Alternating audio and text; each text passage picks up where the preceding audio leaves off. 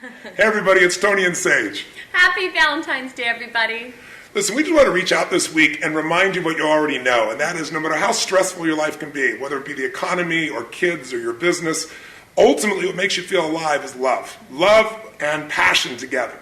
We're incredibly passionate about this subject, and love is something that you certainly just don't take for granted, and something that you consciously create every moment, every day of your life. And we're proud to say that we have 12 beautiful years together. Yeah. So we're just here to share some fun tidbits with you.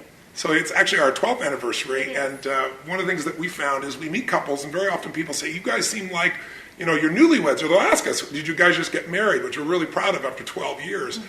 But it's not a matter of time that makes that difference. Mm-hmm. If you're single, one of the reasons that people find themselves in a relationship that they're unhappy with is they're filtering today's relationship through the past. And one of the things that we've done for anybody we're going to help is get you to clear the decks of the past and step into who you're with right here and right now.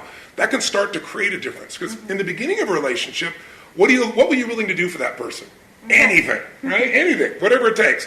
Now after a few months or a few weeks or a few years, all of a sudden you're saying, would you take out the trash? And in the beginning you're like, whatever you want, the trash, I'm happy to do it for you. Now it's like, what do I look like, your janitor? So learning how to be able to create that aliveness again and not filter your partner through an old story is one of the most important things you can do to have a passionate relationship. It's true, in that the love and the passion, that intimacy happens in this moment. And this moment that's transpiring right now is the only thing that's real. So giving your partner the gift of living in today and living in this moment and creating something that's magical and beautiful from this place, there's no greater gift.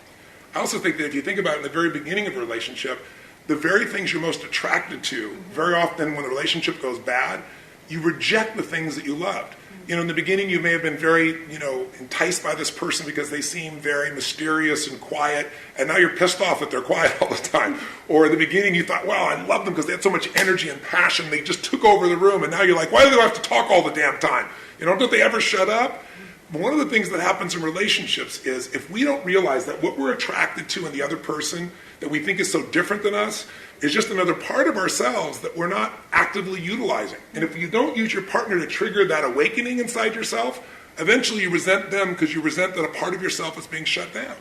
And I think you both have, certainly when we first met, there's little crazy pieces that drive each other crazy, but to shift those to actually appreciations. And one of the gifts we certainly give each other is rather than having that irritation, to actually be humored and to be playful about it. So it just breaks the pattern and creates, just brings an aliveness and a playfulness to the relationship. You like the fact that my wife needs to have, 9 hours of sleep and eat about every 15 minutes. It doesn't the fact bother me that my anymore. husband only needs actually 4, and I beg him to go to bed at night. After 12 years, that's still something that transpires in our daily life of our relationship, me begging for sleep and food. Yes,